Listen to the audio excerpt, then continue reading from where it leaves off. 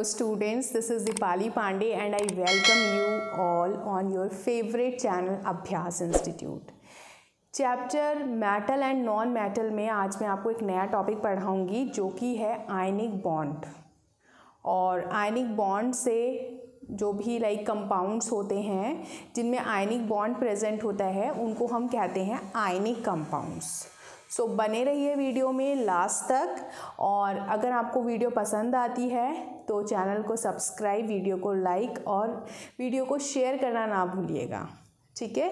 तो बच्चों, ये जो चैप्टर है मेटल एंड नॉन मेटल, ये मैं बच्चों को जब भी पढ़ाती हूँ I always say them that this is very very interesting chapter, क्योंकि मेटल एंड नॉन मेटल कुछ ऐसी चीज़ें हैं जो कि हमारी डेली लाइफ में भी यूज़ हो रही हैं।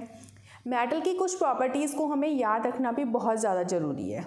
लेकिन इससे पहले मैंने जितने भी वीडियो बनाए चैप्टर से रिलेटेड, मैंने आपको बताया कि उनकी फ़िज़िकल प्रॉपर्टीज़ और केमिकल प्रॉपर्टीज़ किस तरीके की हैं।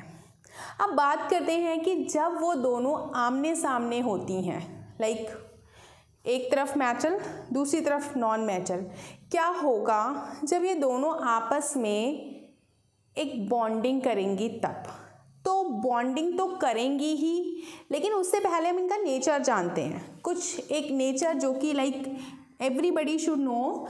तो मैं एक तरफ लिखती हूँ मेटल के बारे में, जैसे I will give you little bit introduction बच्चों। जैसे जब हम पीरियोडिक टेबल पढ़ते हैं तो उसमें हमें कुछ ग्रुप्स के बारे में सिखाया जाता है, जैसे ग्रुप 1, ठीक है। तो जो ग्रुप 1 में जो एलिमेंट्स होते हैं उनको हम कहते हैं एल्कली मेटल्स। ये चीज़ें हमारी क्लियर होना बहुत ज़रूरी है, because this will make your concept clear for what? It will make your concept clear regarding ionic compounds. So that is why I am giving you little bit introduction about group 1, group 2, group 3, ठीक है। S block के बारे में बात कर लेते हैं, P block के बारे में फटाफट से एक बार थोड़ा सा इंट्रोडक्शन देखते हैं बच्चों। जो एल्कली मेटल होती हैं उसमें सबसे पहला मेंबर जो होता है वो हाइड्रोजन है। हालांकि हाइड्रोजन जो है वो एक नॉन मेटल है तो मैं उसकी बात नहीं करूँगी यहाँ पर। ये कुछ मेटल्स हैं, और एक चीज़ ध्यान रखेंगे कि ग्रुप 1 में जो भी मेटल आएंगी उन सब की बैलेंस ही होगी +1।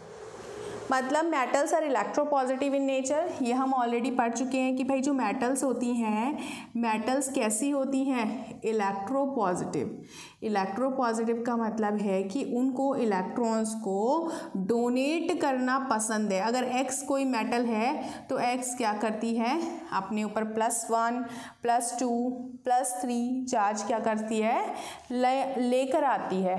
कैसे लेकर आती है? अगर वो 1 इलेक्ट्रॉन डोनेट करती है तो 1 प्लस चार्ज आता है, अगर वो 2 इलेक्ट्रॉन डोनेट करती है तो 2 प्लस चार्ज आते हैं बच्चों, अगर वो 3 इलेक्ट्रॉन डोनेट करती है तो 3 प्लस चार्ज आ जाता है, ठीक है।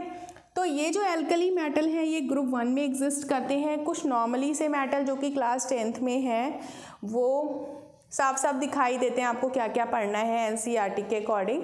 ग्रुप 2 के जो कुछ मेटल्स हैं उनको एल्कलाइन अर्थ मेटल्स कहते हैं।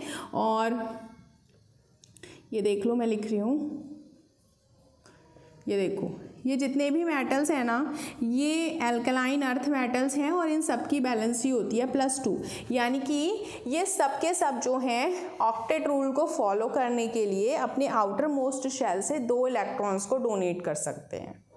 एल्कली मेटल्स इनसे भी पहले 1 इलेक्ट्रॉन डोनेट करके अपना इलेक्ट्रॉनिक कॉन्फ़िगरेशन किसकी तरह बना सकते हैं बच्चों, नोबल गैसेस की तरह। हर कोई मेटल हो चाहे नॉन मेटल हो, पीरियोडिक टेबल में हर कोई अपना जो इलेक्ट्रॉनिक कॉन्फ़िगरेशन होती है उसको स्टेबल करना चाहते हैं। मतलब वो चाहते हैं कि वो अपने आउटर मोस्ट शेल को पूरा फुल रखें। और पूरा फुल कब होगा बच्चों, जब ऑक्टेट रूल आपको समझ में आएगा। अगर K शेल उनका आउटर मोस्ट शेल है तो अधिकतम 2 इलेक्ट्रॉन होने चाहिए, अगर L शेल उनका आउटर मोस्ट शेल है तो 8 इलेक्ट्रॉन होने चाहिए। इसके लिए आपको एक स्कीम पढ़नी पड़ेगी, वो है बोरबरी स्कीम, ठीक है। अगर आपने बोरबरी स्कीम नहीं पढ़ी है तो प्लीज़ क्लास 9th मैंने एक प्लेलिस्ट क्रिएट की हुई है, उसमें आप जो है क्लास 9th की केमिस्ट्री के चैप्टर्स में जाइएगा, वहाँ पर मैंने एक आपको टॉपिक सा दिख जाएगा, कौन से वाले चैप्टर में, एटम्स एंड मॉलिक्यूल्स में। उसमें आप देखिएगा कि बोरबरी स्कीम जो है वो दी हुई है और बोरबरी की स्कीम के क्या क्या पॉइंट्स हैं, ठीक है। तो अगर नहीं भी पढ़ रहे हो देन ऑल्सो डोंट वरी बच्चों, मैं यहाँ पे हल्का हल्का सा बता रही हूँ। जो ग्रुप 3 है, ग्रुप 3 तो हमारा डी ब्लॉक में आ जाते हैं। ग्रुप 13 की बात करेंगे। ग्रुप 13 में बोरॉन फैमिली होती है और यहाँ पे देख लो बच्चे, कुछ जैसे नाम आपको कुछ समझ में आ रहे हैं, जैसे एल्यूमिनियम पढ़ रखा होगा, बेरिलियम, मैग्नीशियम, कैल्शियम, ठीक है। और यहाँ से सोडियम ले लो, लिथियम, पोटेशियम, ये कुछ जनरल कॉमन से नाम है और यही यूज़ होंगे आपके कोर्स में भी। तो इन सब की वैलेंसी क्या होती है, +3 +2 +1, यानी कि ये सारे मेटल्स हैं। बहुत ज़्यादा डीप में नहीं जाएंगे केमिस्ट्री में, वरना मेरे प्यारे प्यारे बच्चे कंफ्यूज हो जाएंगे कि भाई मैम आप तो आयनिक बॉन्डिंग पढ़ा रही थी, आप तो पीरियोडिक टेबल पढ़ाने लगी। अरे बच्चों, ऐसा लगता है कि जैसे आपको मैं पढ़ा रही हूँ तो मुझे खुद से सेटिस्फेक्शन नहीं होता है। मुझे लगता है कि पढ़ा रहे हो तो ढंग से पढ़ाओ, बच्चों को समझ में आना चाहिए। तो आयनिक बॉन्डिंग के लिए मुझे लग रहा था कि like it is necessary to explain you.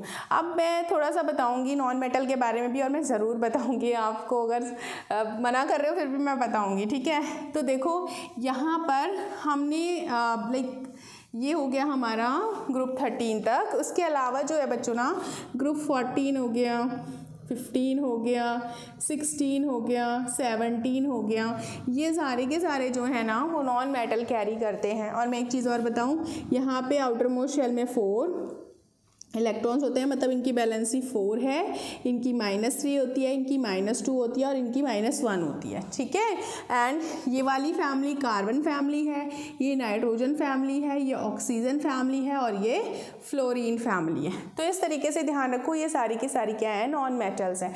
अगर हमने कोई नॉन मेटल को, मेटल की टेंडेंसी है कि वो नॉन मेटल की टेंडेंसी ये है कि वो मेटल के अगेंस्ट नेचर कैरी करती हैं। जैसे मेटल्स को पसंद है इलेक्ट्रॉन्स को डोनेट करना, बट नॉन मेटल्स को क्या पसंद है, नॉन मेटल्स को पसंद है इलेक्ट्रॉन्स को गेन करना। समझ रहे हो ना बात को, ठीक है। बात क्या है कि आप कह सकते हो कि metals are the rich ones, वो बहुत रिच हैं, मेटल्स बहुत रिच हैं और वो इलेक्ट्रॉन्स को डोनेट करना उनको अच्छा लगता है। और जब वो इलेक्ट्रॉन्स को डोनेट करती हैं तो वो अच्छा फील करती हैं, उनके ऊपर अच्छी फीलिंग आती है और जिस वजह से वो पॉजिटिविटी शो करती हैं। बच्चों, they are positive in nature. But non metals what they do, they gain electrons, उनको इलेक्ट्रॉन्स को गेन करना पसंद है। और जब वो इलेक्ट्रॉन्स को गेन करती हैं तो वो एक नेगेटिव एटीट्यूड शो कर रही हैं, they are the beggars we can say. So जब वो बैगर्स हैं, वो इलेक्ट्रॉन्स को गेन कर रही हैं, तो जिस वजह से अगर हम वाई को नॉन मेटल माने, अगर वो एक इलेक्ट्रॉन गेन कर रहा है वाई, तो उसके ऊपर एक नेगेटिव चार्ज आएगा। अगर वो 2 इलेक्ट्रॉन को गेन कर रहा है तो उसके ऊपर 2 नेगेटिव आएगा। अगर वो 3 इलेक्ट्रॉन्स को गेन कर रहा है तो 3 आएंगे, ठीक है। अब ये तो था सिंपल सा कॉन्टेक्ट कि भाई जब मेटल और नॉन मेटल आपस में जुड़ रहे हैं तो जुड़ने से पहले वो एक दूसरे की रिक्वायरमेंट को कंप्लीट करेंगे। मेटल की रिक्वायरमेंट है कि उसको स्टेबल कॉन्फ़िगरेशन चाहिए, उसको स्टेबल होना है, उसको अपना आउटर मोस्ट शेल फिल करना है, जिसके लिए उसका नेचर है कि वो अपने पास 1, 2 या 3 इलेक्ट्रॉन, जितने भी इलेक्ट्रॉन उसके आउटर मोस्ट शेल में है वो उसको देना पसंद करती है। बट नॉन मेटल उसके अगेंस्ट है। नॉन मेटल कहती है कि मैं भी ऑक्टेट रूल को फॉलो करूँगी, मैं भी स्टेबल कॉन्फ़िगरेशन गेन करूँगी, बट मैं इलेक्ट्रॉन्स को गेन करूँगी। सो जब मेटल और नॉन मेटल आपस में मिलते हैं, दे शेक हैंड्स। एक होता है इलेक्ट्रोपॉजिटिव, एक होता है इलेक्ट्रोनेगेटिव, एक है डोनर, दूसरा है बैगर। तो वो आपस में एक बॉन्डिंग करते हैं, मीन्स एक रिलेशन क्रिएट करते हैं और फिर वो बनाते हैं आयनिक बॉन्ड, ठीक है। तो जैसे मैंने एग्जाम्पल लिया बच्चों यहाँ पर, जैसे x है, अब मान लिया x के ऊपर +1 चार्ज है, y ले लिया, y के ऊपर -1 चार्ज है। तो बॉन्डिंग कैसे होगी बच्चों, इसका 1 इधर चला जाएगा और इसका 1 इधर चला जाएगा, क्या बनेगा XY। ठीक है, XY ये कंपाउंड बन गया। अगर मैं मानूँ x का +1 चार्ज है और y पे -2 चार्ज है बच्चों, तब क्या बनेगा, देखो ये वाला जो 2 है इसकी जो बैलेंसी है वो इसके साथ चले जाएगी, जो इसकी बैलेंसी है वो इसके साथ चले जाएगी, यानी कि क्या बनेगा X2Y। समझ रहे हो। अगर मैं ले लूँ x और y, x की बैलेंसी मैंने मान ली +2 है और y की मैंने मान लिया -1 है, सो ये 1 इधर चला जाएगा, ये 2 इधर चला जाएगा, क्या बनेगा XY2। ठीक है, तो ये कॉन्सेप्ट्स, ये छोटी छोटी सी बातें हैं जो कि हमको हेल्प करती हैं ये जानने में कि ये आयनिक कंपाउंड अगर बन रहा है तो इसका फॉर्मूला क्या होगा। एक बताओ करके ज़रा, अगर x है, y है, इसके ऊपर +2 चार्ज है मान लिया, इसके ऊपर -3 चार्ज है, बताओ जल्दी से करके कि क्या बनेगा। किया, देखो यहाँ पर मैं बताती हूँ सोल्यूशन क्या बनेगा। जैसे इसकी बैलेंसी मैंने बोला इसके साथ चले जाएगी तो ये X3 बन जाएगा, इसकी बैलेंसी इसके साथ चले जाएगी तो क्या बनेगा, ये बन जाएगा। तो हमारा जो कंपाउंड होगा वो ये बनेगा। ठीक है, तो आप इसको फटाफट से नोट कर लो and then will continue, will see few examples जो कि आयनिक कंपाउंड को दर्शाते हैं कि हाँ यहाँ पर आयनिक कंपाउंड है बच्चों।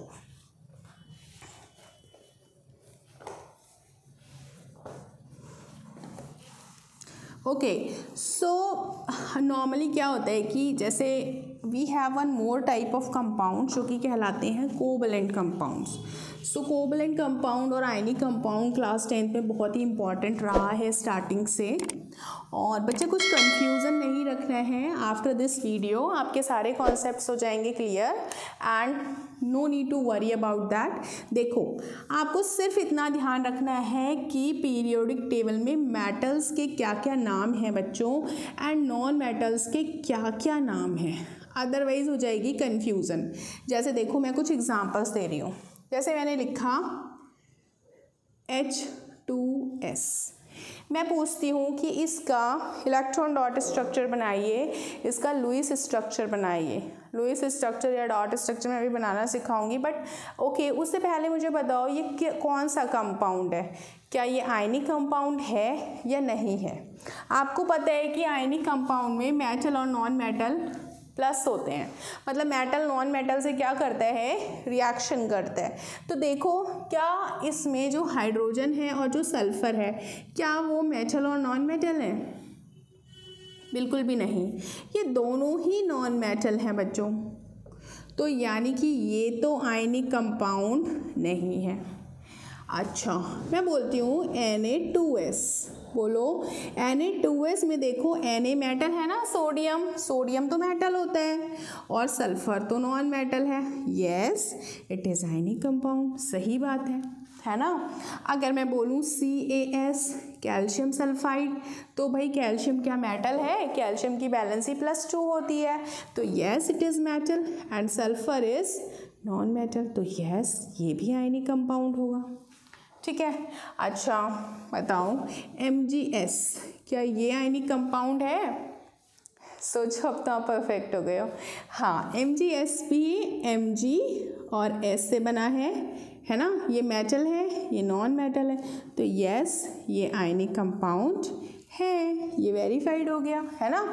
अच्छा मैं अगर पूछती हूँ AlCl3, क्या ये आयनिक कंपाउंड है, एल्यूमिनियम मेटल है, क्लोरीन नॉन मेटल है, यस है ना।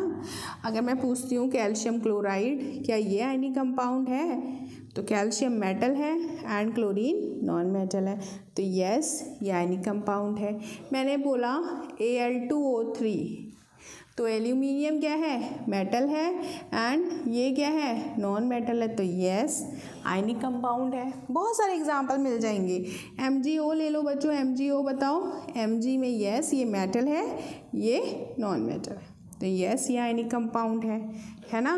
तो इसमें इतना वरी होने की ज़रूरत नहीं है, खाली मेटल और नॉन मेटल और उनकी बैलेंसेस को याद रखो। बहुत सारे आप आयनिक कंपाउंड बना सकते हो, जैसे बोलो इसका क्या नाम है, कैल्शियम फ्लोराइड नाम है इसका, तो ये क्या आयनिक कंपाउंड है, हाँ कैल्शियम तो मेटल है एंड फ्लोरीन क्या है, नॉन मेटल है ना। मैं बोल रही हूँ यार HI क्या आयनिक कंपाउंड है बच्चों, है तो इसका नाम हाइड्रोजन आयोडाइड नहीं है बच्चों, नहीं है। क्यों नहीं है, क्योंकि हाइड्रोजन नॉन मेटल है और आयोडीन भी नॉन मेटल है, नहीं है। लेकिन अगर मैं बोलूँ NaI सोडियम आयोडाइड, क्या ये आयनिक कंपाउंड है, तो ये मेटल है, ये नॉन मेटल है, तो यस ये आयनिक कंपाउंड है। बहुत सिंपल हो जाती हैं चीज़ें अगर हम उनको सिस्टमैटिक वे में करने लगे। हमें अपना पेशेंस नहीं खोना है, हमें चीज़ों को लगातार और सिस्टमैटिक वे में पढ़ना है। सो मेक श्योर आपके अंदर ये कॉन्फिडेंस कहाँ से आएगा कि आप एग्ज़ाम में अपना 100% दे सकते हो, ये आएगा जब आपके कॉन्सेप्ट्स क्लियर होंगे। So this is going to be the best video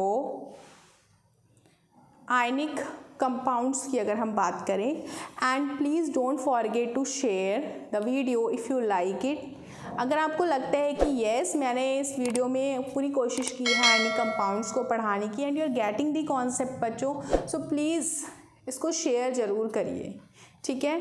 now यहाँ पर हमने ये सीख लिया कि how we are going to recognise कि कोई भी कंपाउंड जो है आयनिक कंपाउंड है या कोई भी बॉन्ड जो है वो आयनिक बॉन्ड है या नहीं है। अब हम बात करते हैं कि अगर हमारे एग्ज़ाम में ये आता है कि हमें आयनिक बॉन्ड का लुईस स्ट्रक्चर बनाना है। लुईस स्ट्रक्चर का मतलब ये है कि हमें ये शो करना है कि वो कितने इलेक्ट्रॉन पेयर, कितने इलेक्ट्रॉन्स उनके पास हैं, कितने इलेक्ट्रॉन्स उन्होंने डोनेट किए हैं, कितने इलेक्ट्रॉन्स की उन्होंने शेयरिंग किया, ठीक है। तो देखो बहुत सिंपल है बच्चों, मैं बार बार बोल रही हूँ बहुत सिंपल है, बहुत ज़्यादा, लेकिन कन्फ्यूज़न नहीं रखनी। हाँ जैसे HI को पूछा कि आयनिक बॉन्ड है या नहीं है, तो पता होना चाहिए भाई HI नहीं है, दोनों ही नॉन मेटल हैं उसमें। चलो अब देखो मैं स्ट्रक्चर बना के दिखाती हूँ। सबसे पहले NaCl का, NaCl का नाम क्या होगा, सोडियम क्लोराइड। देखो सोडियम क्लोराइड में सबसे पहले हम इलेक्ट्रॉनिक कॉन्फ़िगरेशन देखेंगे सोडियम का, जो कि होता है 281। क्लोरीन का देखेंगे 17, जो कि होता है 287। सोडियम की रिक्वायरमेंट है कि वो 1 इलेक्ट्रॉन देना चाहता है, लेकिन क्लोरीन की रिक्वायरमेंट है कि कहीं से अगर उसको 1 इलेक्ट्रॉन मिल जाए तो वो क्या करना चाहता है, प्लस लिख लेती हूँ, चलो ये माइनस करना चाहता है, ये 1 इलेक्ट्रॉन देना चाहता है, ये 1 इलेक्ट्रॉन लेना चाहता है। तो जब सोडियम 1 इलेक्ट्रॉन दे देगा तो उसके ऊपर प्लस चार्ज आएगा, भाई ये इलेक्ट्रॉन अलग हो गया। जब क्लोरीन 1 इलेक्ट्रॉन ले लेगा तो क्लोरीन के ऊपर माइनस चार्ज आ जाएगा। दोनों ही केस में इसका कॉन्फ़िगरेशन 2,8 हो जाएगा और इसका कॉन्फ़िगरेशन 2,8,8 हो जाएगा। समझे बात को भाई, सोडियम का एटॉमिक नंबर 281 था, उसने 1 इलेक्ट्रॉन दिया, उसने बनाया 2,8। क्लोरीन का 287 था, उसने 1 इलेक्ट्रॉन लिया तो उसने बनाया 288। दोनों में बात हो गई, दोनों में कॉन्ट्रैक्ट हो गया। सोडियम का सिर्फ बाहर वाला इलेक्ट्रॉन बनाना है हमको, 1 इलेक्ट्रॉन, प्लस क्लोरीन का 1 2 3 4 5 6 और 7, तो ये इलेक्ट्रॉन ये इसको देने जा रहा है। तो यानी कि सोडियम के ऊपर आ गया क्या, कौन सा चार्ज, प्लस चार्ज, ठीक है। एंड क्लोरीन के ऊपर आ गया है 1 2 3 4 5 6 7 और ये वाला इलेक्ट्रॉन अब इसके पास आ गया है तो -1। इस तरीके से बन गया स्ट्रक्चर सोडियम क्लोराइड का, लुईस स्ट्रक्चर। समझ में आया? ओके, नेक्स्ट देखते हैं मैग्नीशियम ऑक्साइड। ये भी एक आयनिक कंपाउंड है। सबसे पहले मैग्नीशियम का नंबर लिखो 282, ऑक्सीजन का लिखो 8 होता है, 2 और 6। आप मैग्नीशियम की रिक्वायरमेंट क्या है कि भाई वो 2 इलेक्ट्रॉन देना चाहता है, because this is electropositive. Oxygen क्या चाहता है, 2 इलेक्ट्रॉन ले लूँ, ठीक है। तो मैग्नीशियम जिसके पास जो 2 इलेक्ट्रॉन दे सकता है तो Mg के ऊपर +2 चार्ज आएगा और ये 2 इलेक्ट्रॉन अवे हो जाएंगे। ऑक्सीजन क्या करेगा, 2 इलेक्ट्रॉन लेना चाहता है और उसके ऊपर 2 चार्ज आ जाएगा। मैग्नीशियम का हम जो कॉन्फ़िगरेशन दिखाएंगे उसमें हम बाहर वाले 2 इलेक्ट्रॉन दिखाएंगे। ऑक्सीजन में हम बाहर वाले 6।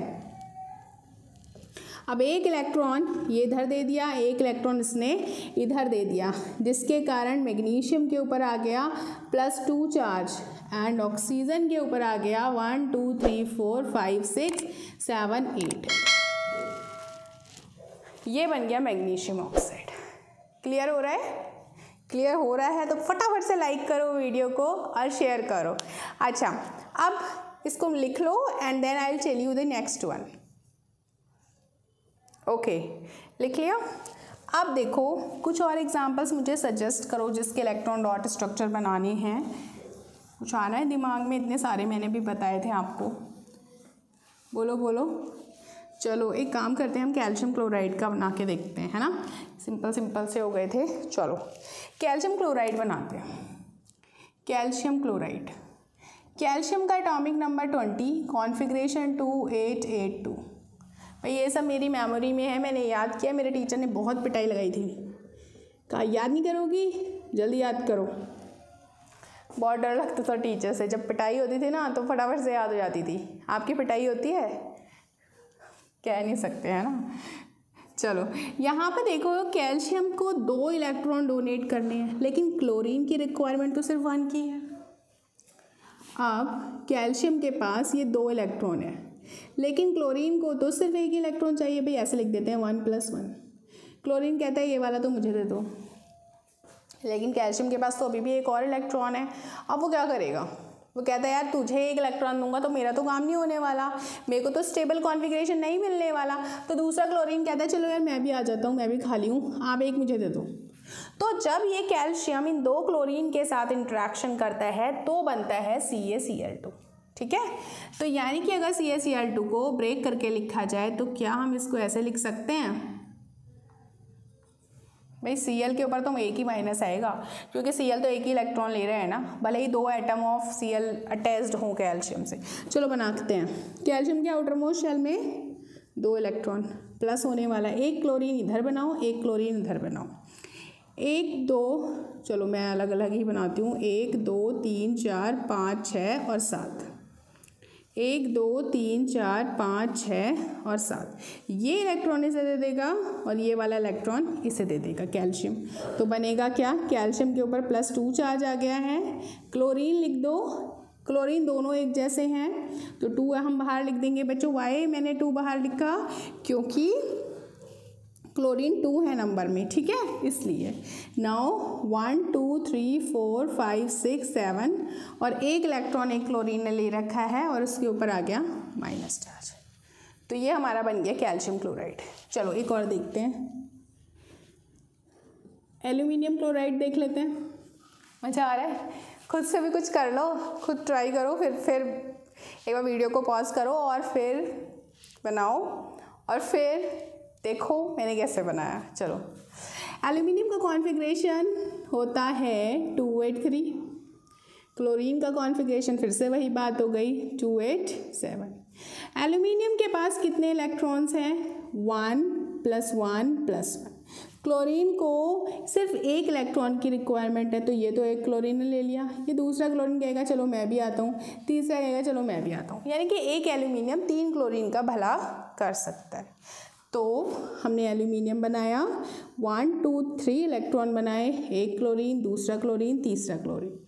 1 2 3 4 5 6 7, 1 2 3 4 5 6 7, 1 2 3 4 5 6 7। ये इलेक्ट्रॉन इसको दे देगा, ये से दे देगा और ये से दे देगा, है ना।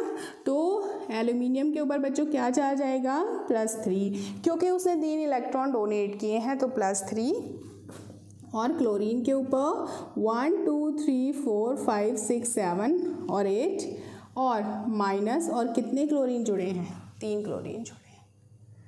सो इस तरीके से हम बना सकते हैं लुईस डॉट स्ट्रक्चर, और भी बहुत सारे हम बना सकते हैं। तो कमेंट करके मुझे बताओ कि क्या H2O आयनिक कंपाउंड है या नहीं है, ठीक है। तो अब अगर हम बात करें आयनिक कंपाउंड्स की, तो बहुत सारे एग्जांपल्स और भी हैं। इनफैक्ट अगर मैं बोलूँ Na2S, MgS, ठीक है, HF तो नहीं है, मैं बोलूँ और क्या बोल सकती हूँ, Na2O बोल सकती हूँ, ठीक है। तो उसके अकॉर्डिंग आप सेट करना। जैसे Na2O का बनाना है बच्चों, अब Na का देख लो फटाफट से 281 और ऑक्सीजन का क्या होता है 26। यहाँ पे ऑक्सीजन को कितने की रिक्वायरमेंट है, 2 की रिक्वायरमेंट है, बट सोडियम तो सिर्फ 1 ही इलेक्ट्रॉन दे सकता है। यानी कि ऑक्सीजन क्या सोचेगा यार एक सोडियम से और बात करता हूँ, भाई मुझे तो 2 इलेक्ट्रॉन चाहिए। तो एक सोडियम और दूसरा सोडियम ये दोनों मिलकर के एक इलेक्ट्रॉन जब ऑक्सीजन को देंगे तब उसके 8 इलेक्ट्रॉन होंगे ना आउटर मोस्ट शेल में। समझ रहे हो बात को? ऑक्सीजन की रिक्वायरमेंट 2 इलेक्ट्रॉन्स की और है, बट एक सोडियम सिर्फ 1 ही इलेक्ट्रॉन दे सकता है। तो ऑक्सीजन कितने सोडियम से कॉन्ट्रैक्ट करेगा, 2 से, है ना। तो कुछ इस तरीके का बनेगा बच्चों, Na सिर्फ 1 इलेक्ट्रॉन, Na सिर्फ 1 इलेक्ट्रॉन एंड ऑक्सीजन में 1 2 3 4 5 6, ये इसके पास चला जाएगा, ये इसके पास चला जाएगा, यानी कि 2 Na हो गया प्लस, और ऑक्सीजन कितना हो गया 1 2 3 4 5 6 7 8, ये दोनों इलेक्ट्रॉन्स इधर आ गए और इस पे आ गया -2 चार्ज, ठीक है। तो इस तरीके से हम बना सकते हैं, ठीक है।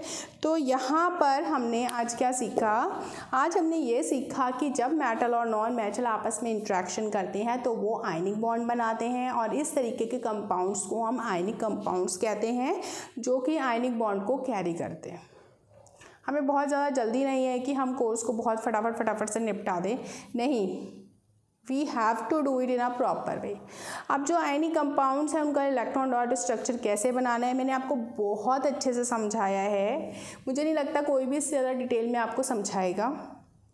यहाँ पे इलेक्ट्रॉन्स माइनस हो रहे हैं, इलेक्ट्रॉन्स प्लस हो रहे हैं, तो इलेक्ट्रॉन्स को माइनस करना और इलेक्ट्रॉन्स को प्लस करना एक टाइप की रिडॉक्स रिएक्शन होती है। तो अगर क्वेश्चन आ जाता है कि भाई आयनिक कंपाउंड्स में कौन सी रिएक्शन बन रही है, आयनिक बॉन्ड में कौन सी रिएक्शन बन रही है, तो donation of electron and receiving of electron, oxidation भी हो रहा है और रिडक्शन भी हो रहा है, ठीक है।